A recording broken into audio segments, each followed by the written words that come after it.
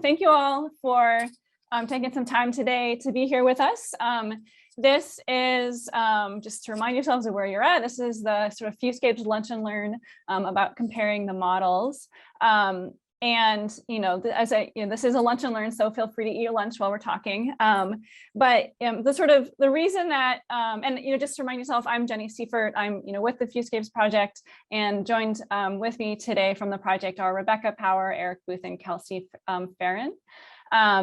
And this sort of opportunity today is, we know that when it comes to using models to inform management and policy, we know that transparency is really important. And so we wanted to have a couple of opportunities to give folks kind of a deeper look under the hood of the models that we're using on the FEWscapes project to hopefully give y'all a better understanding of what goes into them and how we think they might provide some value to decisions and discussions about food, energy, water, and ecosystems. So that's the goal of this lunch and learn, and the other one in 2 weeks from now.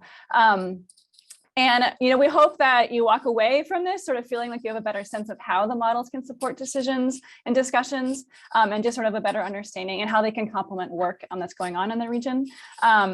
And this first discussion, from our first discussions that happened back in August and September, we heard that there's a lot of curiosity about how the models we're using on this project, specifically AgroIBIS and THMB, how they compared to other models that are used in environmental management in the Midwest. And so this first one is really going to be focusing on how they compare, just to give you a sense of, where there's commonality, where there might be synergy, where there might be complementarity. So what we're going to do for the rest of our time here is Eric and Kelsie are going to give a presentation about how the models compare. And then at some point in that presentation, there'll be an opportunity for some Q&A. And then they'll probably do the second half of their presentation, and then we'll end with some Q&A. And so really, this is an opportunity for you to listen and sort of really learn about the models, as well as, ask your questions and provide your feedback on them, and how, just so that to sort of help you have a better understanding of them.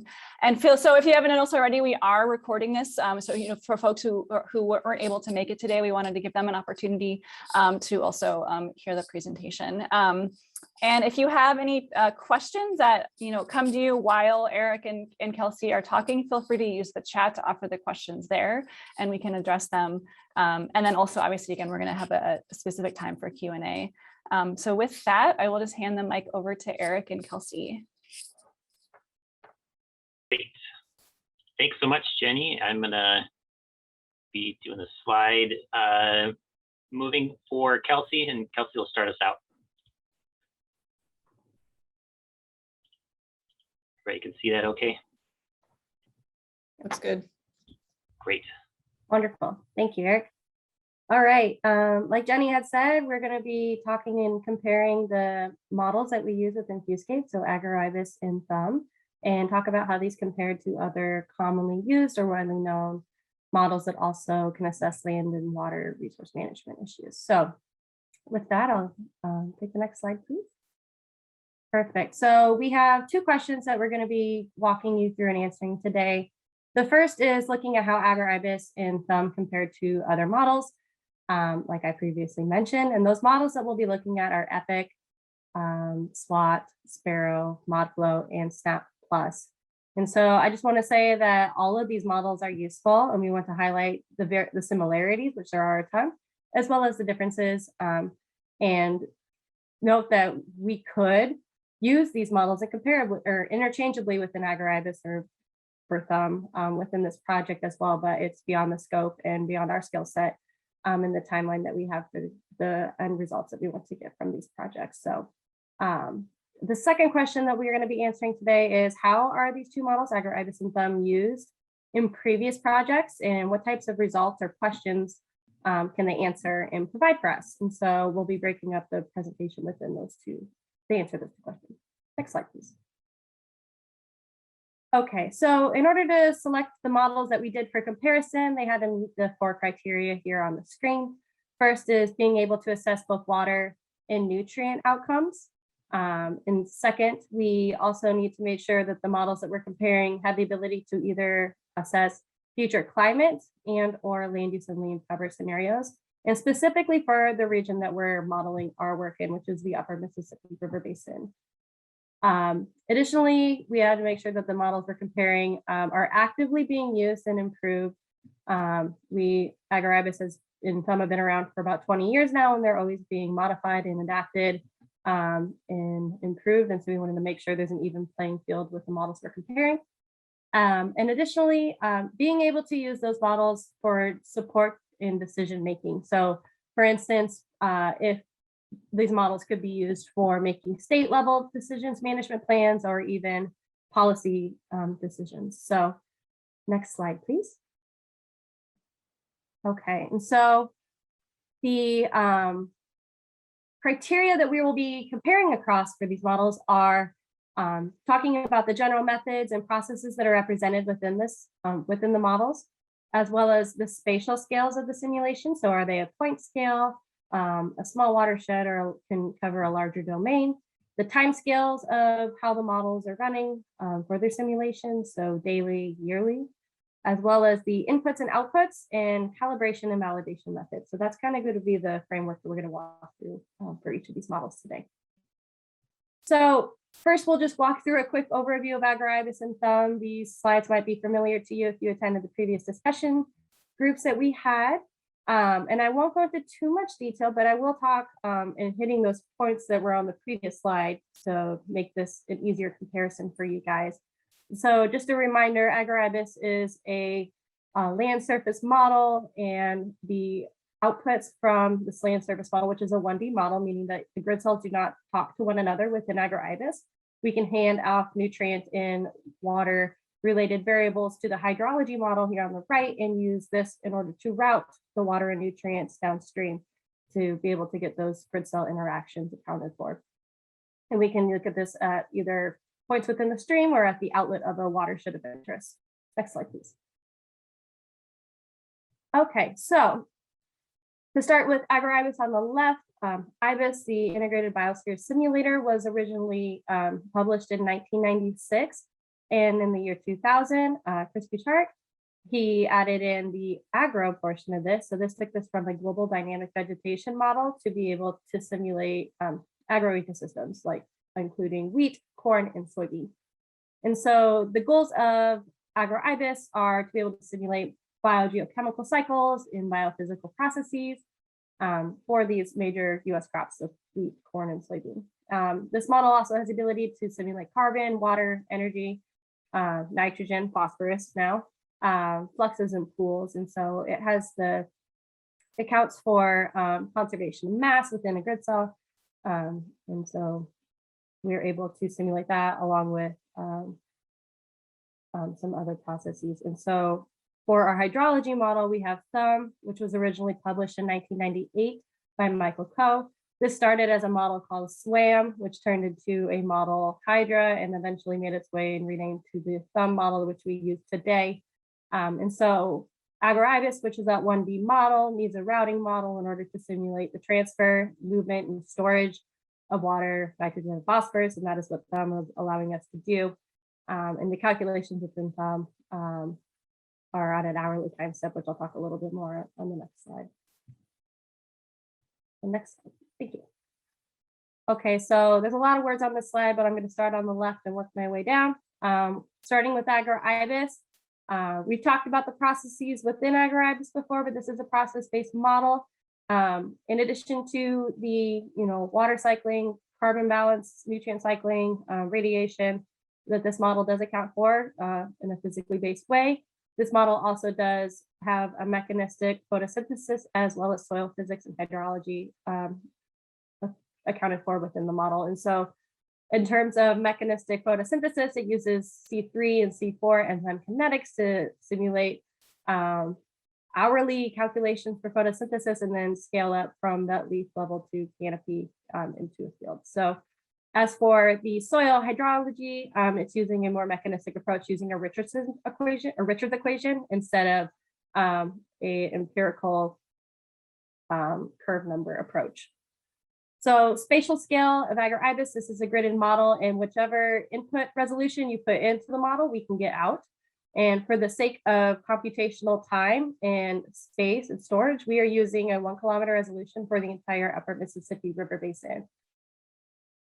But this could also be modified for whichever resolution of data you have and what your interests are for the questions you'd like answered. The time scale calculations within AgroIBIS are, like I said previously, hourly to daily calculations and can be summarized to yearly summaries. We also have inputs, which our next lunch and learn we'll talk more about in detail. So I won't go into the detail of these, but we have land cover, weather variables or climate, nutrients, which include fertilizer and manure. We also have the location of where irrigation occurs, as well as soil texture and slope. And you'll notice that as we talked about these other models, those inputs are very similar across the other models as well. The outputs that we, AgroIBIS can account for are daily to yearly variables relating to crop production, water, and nutrients. Anything calculated within AgroIBIS at those time steps can be output for each grid cell within a domain. And so it's just all comes down to what questions do you want to answer and what outputs most relevant to answer this question. And then in terms of calibration and validation, for experimental field sites, we can take nitrogen loss data, but we can also have the ability to take, for instance, LICOR machines out there and take hourly photosynthesis measurements. And we can use those measurements in order to better calibrate and validate our model by adding those variables in with our parameters for that mechanistic photosynthesis approach. So that's a big difference compared to the other models we'll be talking about today. As for THMB, this is a process-based model. It's a hydrologic routing model, and it also accounts for denitrification. And with the spatial scale being the same as AgroIBIS. So whichever input data set you put into AgroIBIS, we're going to get the same resolution out. The time scale of the calculations are also at the hourly daily calculations, which can be scaled up for the summaries. The inputs, basin boundaries, elevation maps, river direction, and output from AgroIBIS is handed in. And so that's very similar to what we're going to see, especially when we're talking about the SWAT model of these slides. Output and stream flow, nitrogen, phosphorus loads, and sediment are the main outputs of interest. And then we can use the calibration validation data from the USGS for those stream flow nutrients as well. Next slide. Thank you. Okay. So the other models we'll be talking about are EPIC, SWAT, Sparrow, Modflow, and SnapPlus in that order. And I'll start off by giving us an overview of EPIC on this next slide. So EPIC, which is now named the Environmental Policy Integrated Climate Model, was originally published in 1984 by Williams and the USDA. And this original version of the model was made specifically as like an erosion calculator, which has then been modified and adapted to answer more questions, for instance, accounting for management decisions on water, soil, nutrients, including pesticides, as well as simulating crop yields. And so this model is most comparable to AgroIBIS as I'm walking through these slides. So next slide, please.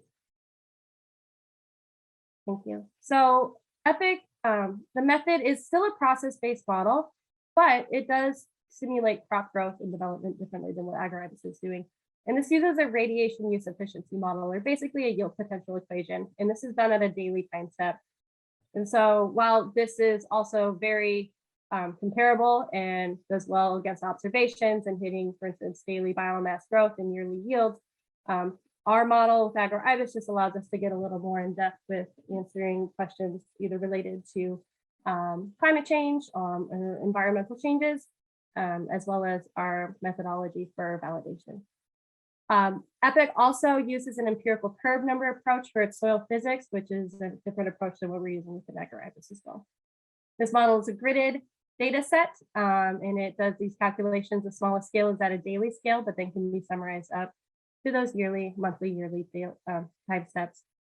Very, very similar inputs. The only differences here are pesticides are accounted for, and crop budgets for economic purposes are also calculated within EPIC. And so we rely on an economic model outside of AgroIBIS in order to help us inform those decisions on management, crop placement, and nutrient applications. The outputs from the model, once again, are very similar to what we can get out of AgroIBIS, so I won't list through those. And the calibration process is also very similar. The only main difference is the required or suggested step of taking those hourly leaf photosynthesis measurements for field specific sites aren't necessary for this model. Next slide, please. So some quick examples of what the output can look like.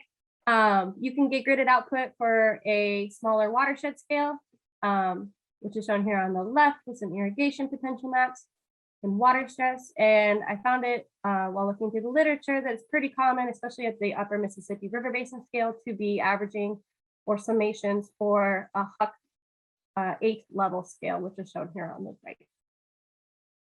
So there's many ways that you can be displaying the output from this model. Next slide, please. Okay, so this table just summarizes pretty much everything I said into one small little graphic of comparing AgroIBIS and EPIC, since those are the two comparable models here. You'll see this table expand and grow as we walk through our talk today, and at the very end, we'll have a full table that we can leave on the screen to help facilitate some discussion questions. So I won't go into detail on this quite yet. Thank you. Okay. So the next model I'll be walking through is SWAT, and this originally developed in 1998. And with Arnold and Williams, and you'll notice Williams is also the same developer that was for the EPIC model. And so I will say now that EPIC is included within SWAT. And so now we're going to be comparing SWAT to both AgroIBIS and THMB. And the goals of SWAT is to be able to simulate water quality, quantity, for small watersheds or river basins across the landscape. And it also has the ability to account for environmental impacts on land use and management or climate. So very similar to the questions that we are using, we're answering here with AgroIBIS and THMB. Next slide, please. Okay, so this SWAT model is a process-based, we'll call it a routing model in comparison to THMB. And like I said before, it uses EPIC as this land surface or crop growth model within. The spatial scale that this model is ran at is at an HRU level, or a hydrologic response unit. And so this can be approximately 30-meter resolution inputs, whatever resolution you can get.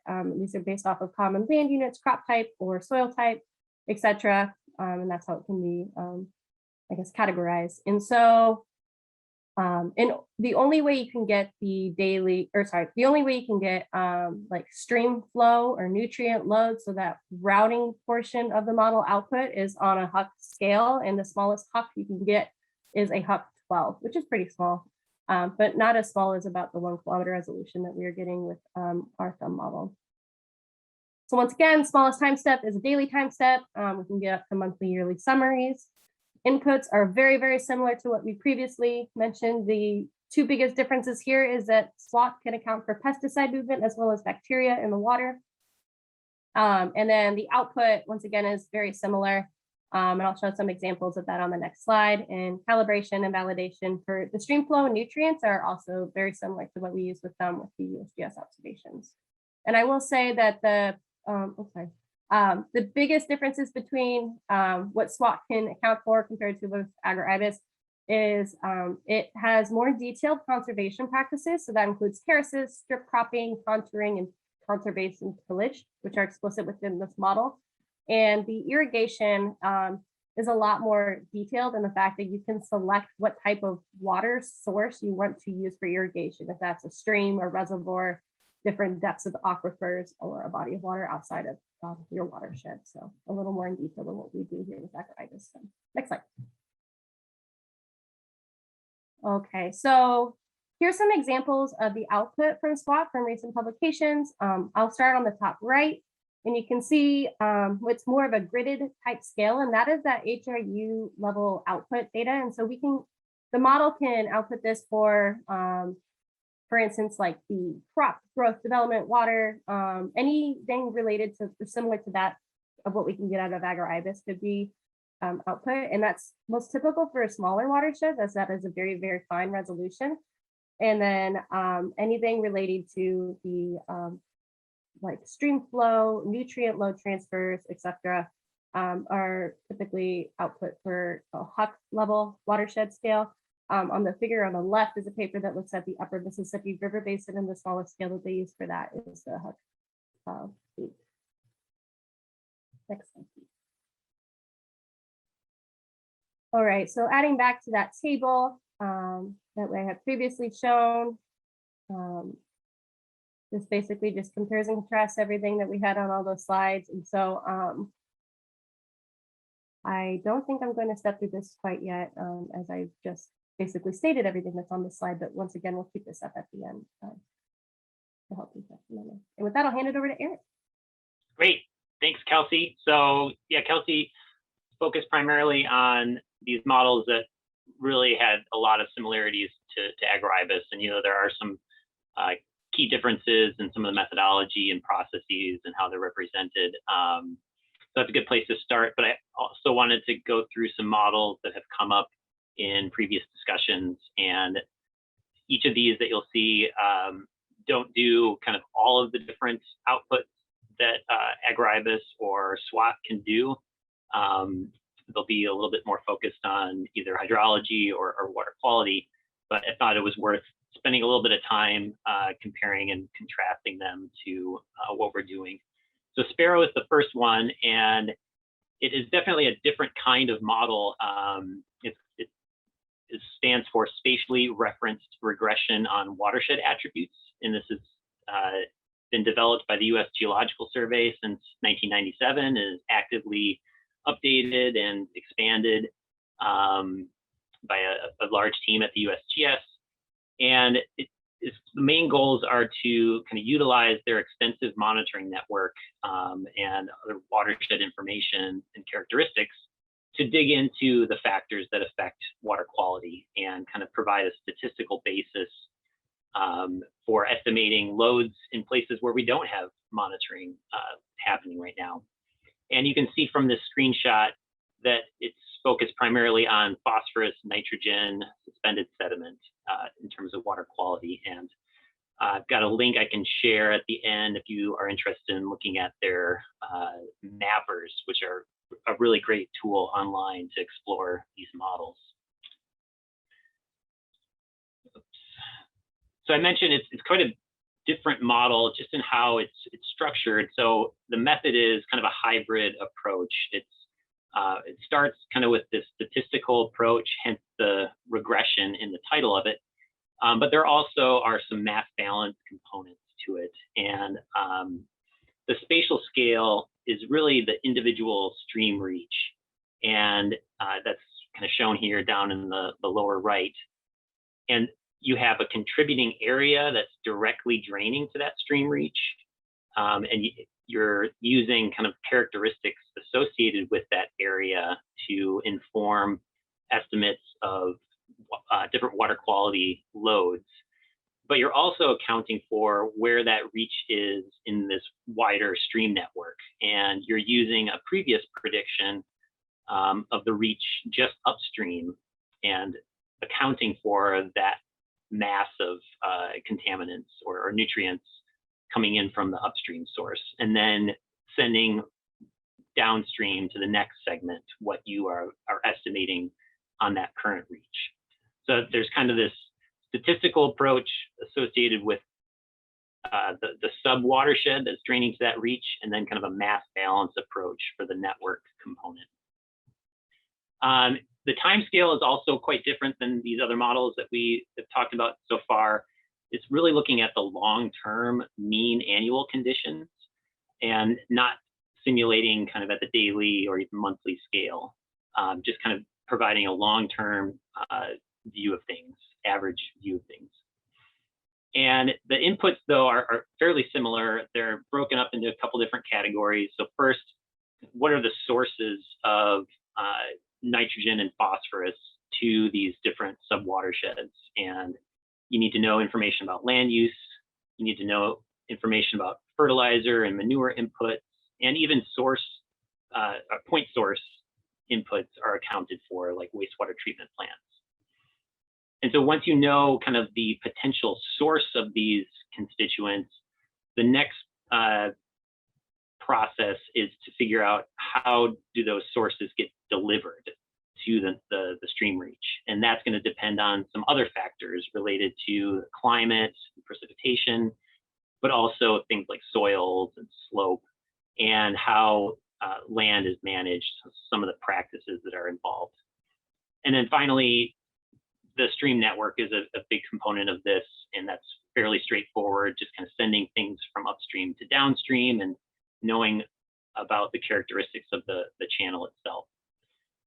And so the output is going to be similar to, say, SWAT or AgroIBIS and THMB, but you're looking at, again, this long-term mean annual loads of nitrogen and phosphorus across the whole basin. And then the calibration is going to be different too, because you're calibrating a statistical model, and so you can get really good fits, especially based on this really extensive network of USGS gauging stations. Another couple examples of output from Sparrow. Again, I invite you to take a look at the Sparrow mapper online.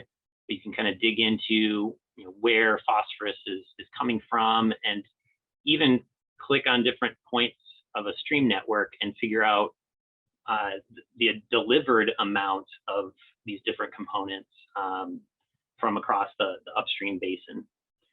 And then another important way to display this information is to dig into individual sources. And that's kind of the power of this statistical model, is to break it apart and allocate the load that is predicted by these different sources. And so this is just an example from the whole Mississippi Atchafalaya River Basin, showing fertilizers at more than a third of that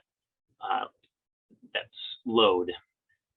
And another limitation of Sparrow, at least originally conceived, is based on kind of current conditions and creating a statistical model based on those current conditions. But there have been a couple of efforts recently to expand that scope and look at future scenarios. But there needs to be some modifications in order to do that.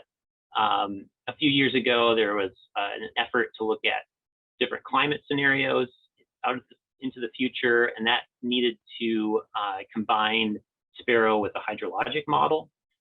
And then even more recently, some future source reduction and land use change scenarios were incorporated into the Chesapeake Bay watershed Sparrow model. So again, not originally part of how Sparrow was developed, but with a little bit of tweaking, there are these potential ways of looking out into the future with Sparrow. So again, just a brief snapshot of how it compares. It's a really different approach, taking this much more statistical regression approach, and really squarely focused on the water quality outputs, but certainly has a lot of use and a lot of power, and it enters into the conversation a lot at these larger basin scales. The next model, this has been mentioned a couple times in discussions. This is Modflow, which is a groundwater flow model. So this is just focused on kind of the groundwater component of the water cycle that has been shown with some of these other models. But a really widely used, powerful model. It's been in development since 1984, and it's just been released in kind of a brand new version in the last year or two. But its main goals are to simulate, predict groundwater conditions, groundwater surface water interactions, and you can even combine it with some other modules to simulate transport of contaminants in aquifers. And the method here is it's a very physically based, like, mechanistic model, trying to use our best theories of how groundwater flows through aquifers and incorporating the water budget. So definitely physically based. And the spatial scale of simulation is really flexible. It's however you want to create this three-dimensional block of grid cells that's kind of represented here on the lower right. But typically, when we're talking about Modflow being used for informing decision making, I've seen it mostly at kind of the county scale. Getting much bigger than that, it gets rather complicated and very data and computationally intensive. So that's a pretty decent scale to represent the most common uses of Modflow. And similar to some of the other process-based models we've mentioned, you're really representing processes down to like an hourly time scale, and then you can aggregate that to daily or yearly amounts. For inputs, since we're just focused on the groundwater flow system, essentially you need to know what's going into that system and what's coming out of that system. So you need to know about recharge, or the amount of water that is hitting the water table from the surface. You need to know about wells or other sources of extraction from the groundwater system.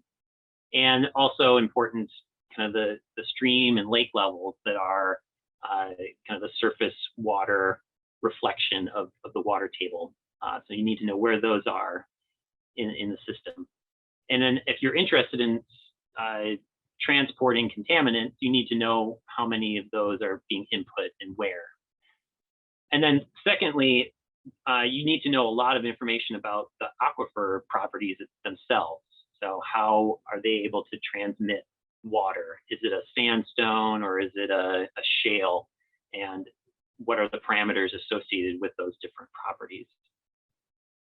The outputs from Modflow are going to be things like groundwater level changes, contaminant concentrations across the aquifer, and even how much groundwater is being discharged to streams, which could be important for an area with trout streams, for instance. Calibration and validation is a very involved process for Modflow, and it really benefits from as many observation wells as you can get in the region that you're simulating. So that could be, you know, the level in the well and the concentration associated with these different observation wells if you're simulating contaminants. And then also stream flow across the stream network can be very helpful.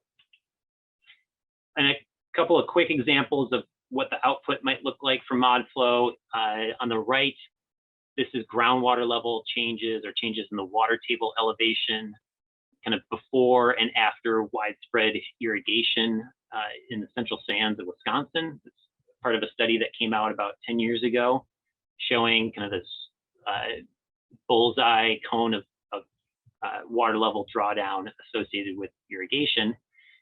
And then if you, again, are interested in movement of nutrients, nitrate is something that has been integrated into Modflow in several studies.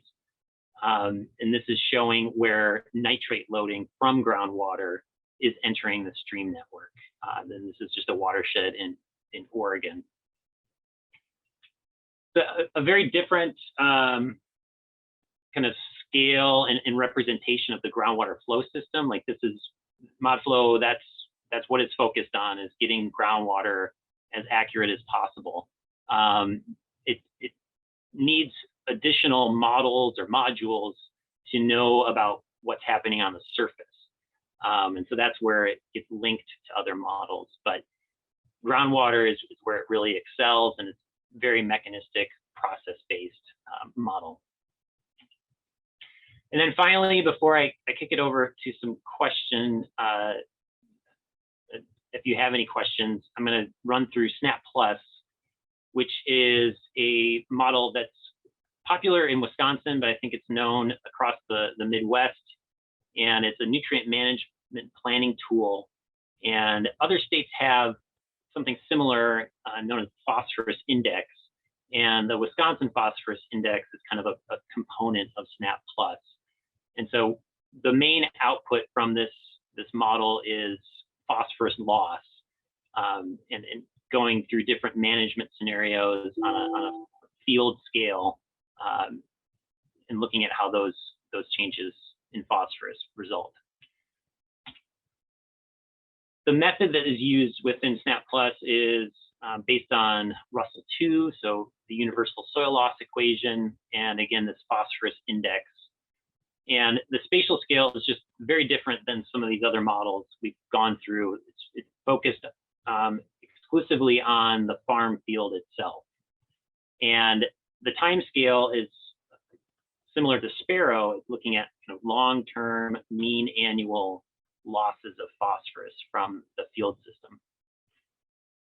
The inputs, again, will be similar to what we've covered before, but some critical ones that don't change through time would be things like soil type and slope. And then you need to know a little bit about climate and precipitation in particular. And then the things that do change and are modified by the user are things related to the crop rotation and yield goals, what type of tillage management is happening, and also importantly, how many nutrients are applied in fertilizer and manure. And ultimately, all those things come together and you get an estimate of phosphorus loss from that field. And it's really based on decades of edge of field monitoring, and there are a lot of different ways that management practices are parameterized within this model. It can zero in on different types of field cultivation and tillage practices and be able to differentiate their risk of phosphorus loss. And a couple of quick examples of outputs from the upper right. You can map out, even though it's just at the field scale, if you do several fields within a farm system, you can certainly map those out to see how they vary. But really, it's just one value per field that is being mapped out. And then another common way of showing it is to look at different scenarios. And so this is from a farmer-led group in northeastern Wisconsin, where they looked at changes in management practices from 2016 to 2018, showing a decline in that phosphorus index. So definitely widely used, not only in the academic community, but a lot of nonprofit organizations and farmer-led groups are pretty actively using SnapPlus. And so it's a powerful tool from that standpoint. But to compare it to the other models, it's really only doing a single output looking at phosphorus, but it's doing it quite well, and there's a lot of trust that's been built into this tool.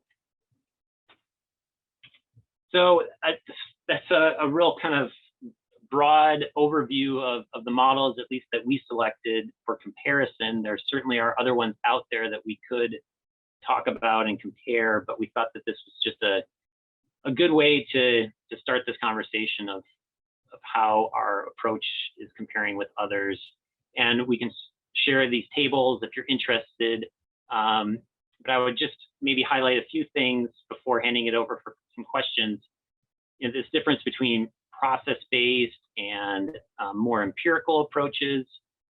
We would argue that looking out into the future under different climate or land use scenarios, novel conditions potentially, that's really where process-based models excel, and they aren't just using the past and observations to kind of predict what could happen in the future. They're based on fundamental processes that we know aren't going to change in the future, whether it's physical processes.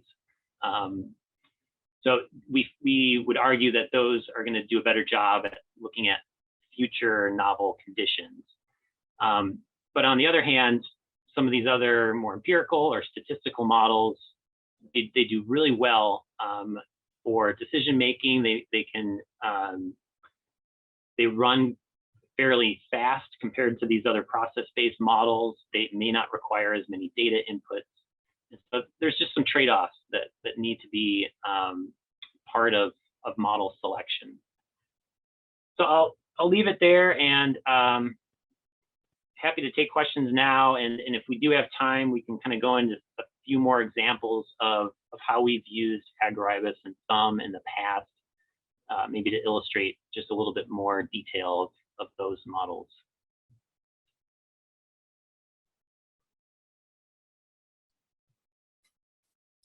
Eric, there's a question in the chat from Randy, and he asks, is there any mechanistic element to SnapPlus, or is it exclusively phenomenological? That's a hard word to say. Yeah, that's a good question, Randy. It's it is mostly empirical. So certainly there's mass balance happening when calculating kind of the field scale phosphorus balance. But that's relatively straightforward, just an accounting of how many inputs are being applied and what is being harvested through crops. So that's not really, it's more of an accounting rather than a model. But the model itself is empirical, based primarily on the universal soil loss equation. And, you know, parameters that are meant to represent physical things, but they're kind of aggregated together in kind of an empirical way.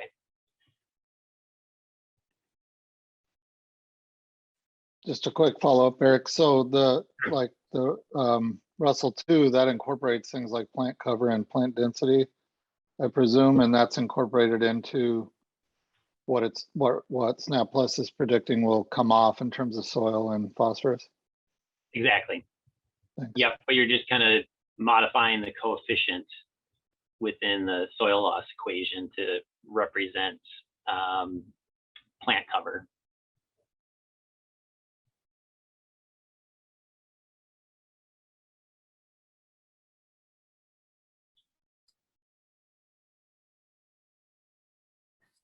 I'm going to throw out a question, Eric and Kelsie. Yeah, go for it, Jenny. Just now, you know, thank you for just giving that, you know, broad overview of sort of how all of the models compare. You know, I'm curious if you were to, you know, pick out like a couple of things that are really unique about AgroIBIS and THMB as they compare to all these other models, what would those characteristics be in terms, and sort of so that can sort of show sort of what some of the capabilities might be in comparison? Sure.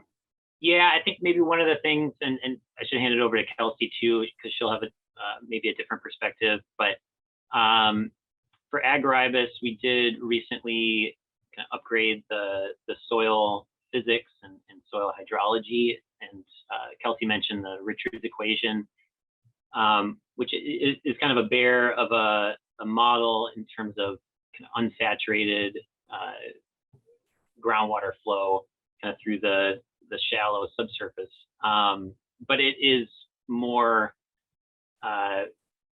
physically based than some of these other approaches that EPIC and SWAT use. And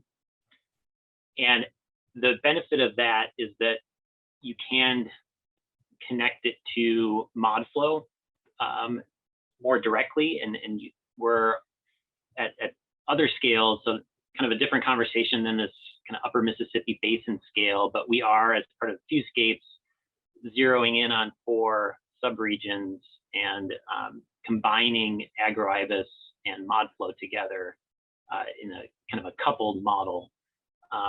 So having that upgraded physics in AgroIBIS kind of allowed us to make that happen. And you can represent processes like you know, changes in soil temperature and how that impacts crop growth. Like those different physically based processes aren't as well captured by some of these other models, I would argue. So yeah, maybe that's a start. Kelsie, do you have other? Yeah, I would just say the fact that AgroIBIS is using like the leaf to canopy scaling type of approach to crop development and growth. And so with that more mechanistic photosynthesis equation that can be simulated at the hourly scale, it does allow us to get more complex with seeing how CO2, temperature, humidity, moisture, nitrogen concentrations are directly like impacting photosynthesis rates throughout a day, and not just basing a yield potential equation with efficiencies at the daily scale to assume how much biomass or leaf area has increased throughout the day. I know SWAT and EPIC account for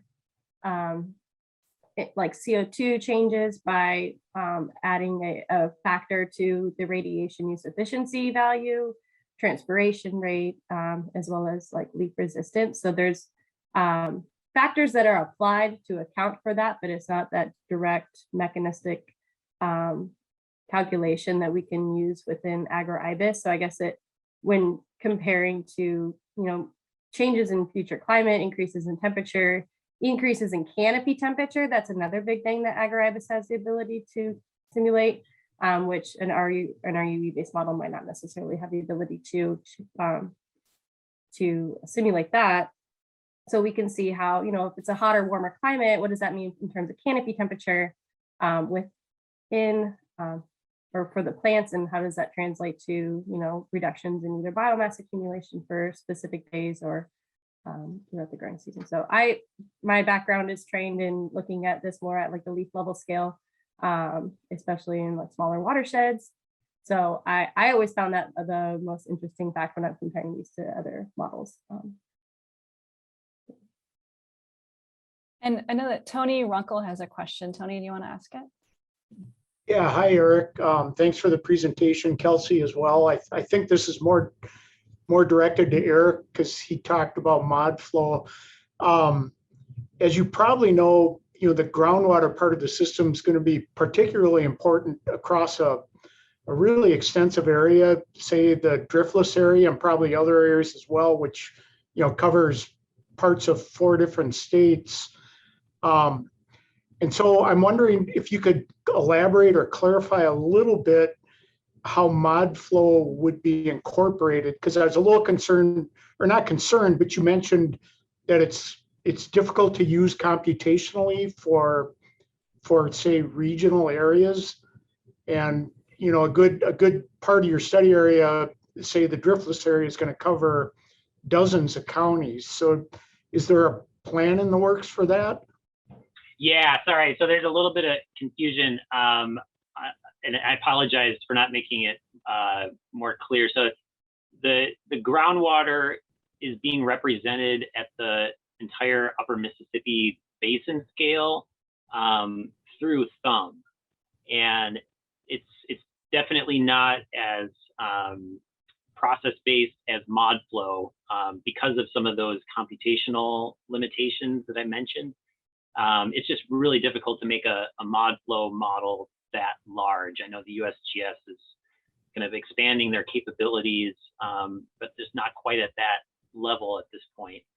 And so we're forced to kind of use some more simplified methods of representing groundwater using THMB. So we're kind of actively in the process of calibrating the Upper Mississippi Basin scale for both AgroIBIS and THMB, and trying to represent groundwater as best as we can using kind of this more simplified approach. But yeah, it's just not as accurate as Modflow in terms of the processes that it's representing. So I guess long story short is we are representing groundwater at the whole basin scale, and trying to match up stream flow observations during our model calibration process. And certainly in areas like the driftless area, groundwater is a big component of that stream flow. And so we're going to be capturing that as best as we can. But Modflow, we're going to be using that on some smaller kind of case study areas within the Upper Mississippi Basin. So we've got the south central part of Wisconsin around the Madison area as one case study. We have the Central Sands as another, the Raccoon River in Iowa, and then north central Minnesota. And we're just using those, again, as kind of sub-region case studies where we're going to dig into a little bit more detail some of the groundwater, surface water interactions in a more process-based way. Okay, I think that latter is, I think, a great idea. And are those local areas, are they set in stone? Are those the areas you're definitely going to for the more process-based approach? At least for this project, for the FEWscapes project. And it really is dependent on where existing Modflow models have been developed. So there's a Modflow model already developed for the Yahara or the South Central Wisconsin model. There's one in the Central Sands that we're going to be able to leverage. And so it takes a while to develop these Modflow models. They're very data intensive and requires this calibration process.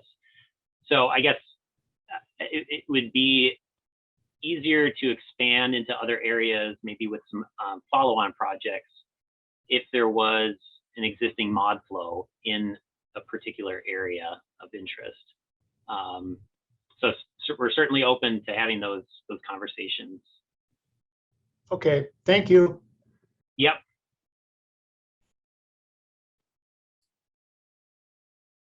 So we do have 8 minutes left, and I wonder if if Eric and Kelsie want to do like a really quick, 2-minute version of the second part of your presentation, and then we can sort of end with some questions if there are any more. Sure. Yeah. Or maybe 3 minutes if you need more. Let me just give. Yeah. Oh, go ahead, Kelsie. I was gonna say, should we just focus on the Yahara aspect, since I feel like that translates most to like what we're doing? Sure. Yeah, that sounds okay. Yep. And maybe next time, the next Lunch and Learn, we can dig into some of these other ones if we have some time. Okay. So we were hoping to just give a brief snapshot of some of the ways that AgroIBIS and THMB have been used in the past together. And I was going to focus on a recent project focused on the Yahara River watershed, this Yahara 2070 project, and really trying to illustrate how we can represent the outputs from the model and kind of frame it in this way of the different ecosystem services that a watershed can provide. And so I'm just going to go ahead and click on this website that we've developed as part of this project. And I think it is a helpful kind of example of what we could potentially do at the Upper Mississippi Basin scale once we start playing around with some of these model outputs and put it into a format that hopefully is easier for people to engage with. So the whole idea of Yahara 2070 was to explore these possible future scenarios. And so we had 4 very contrasting scenarios to compare. And what we wanted to show were the consequences of those scenarios on different ecosystem services. And so this infographic is representing those different ecosystem services. So we've got groundwater quantity, and this is just looking at the annual drainage of the surface water into groundwater for these 4 scenarios all the way out to the year 2070. And so I'll go through a couple of these just again to illustrate what we could potentially do at the Upper Mississippi Basin scale. This is another one of interest for me, at least, converting what AgroIBIS can simulate in terms of agricultural production into metrics that might be more meaningful, I guess, depending on who you're talking to. But what I did here was convert the food production for each of these scenarios into how many people could that scenario feed, at least the crops grown in the watershed for each of these scenarios. And a lot of assumptions go into making these estimates, namely, how do each of these crops get used after they are harvested. And so that's kind of part of the scenario is making sure that you represent kind of that fate of the crops. And so, for instance, in this accelerated innovation scenario, we had a lot of synthetic meat produced. This is 2070, so we could expand kind of what's plausible quite a bit. And that resulted in more people supported on a calorie basis. So we're just kind of whittling this down to calories produced in the watershed. Maybe just one more quick example, looking at groundwater quality and showing how much on average in the last decade of each scenario how much nitrate is leaching from the ground surface. So this is shown in kind of individual ecosystem services, but we can also compile these results together in kind of like a radar diagram to look at some of the potential trade-offs across these different ecosystem services. So yeah, I'll leave it at that, Jenny, knowing that we're limited with time. Yeah, thanks, Eric. Does anyone have any questions in our last couple minutes?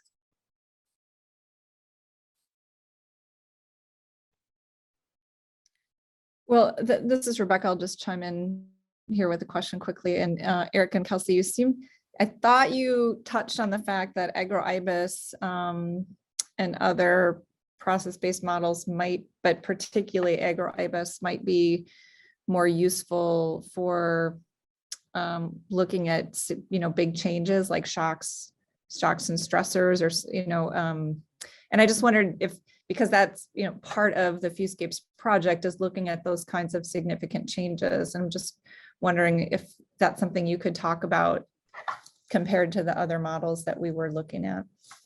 Yeah, that's a great question and point to raise. So it's one of the benefits of having a process-based model that is kind of stepping through time in a very kind of small, discrete way, going all the way down to the hourly scale in terms of some of the processes, but certainly daily for all of them.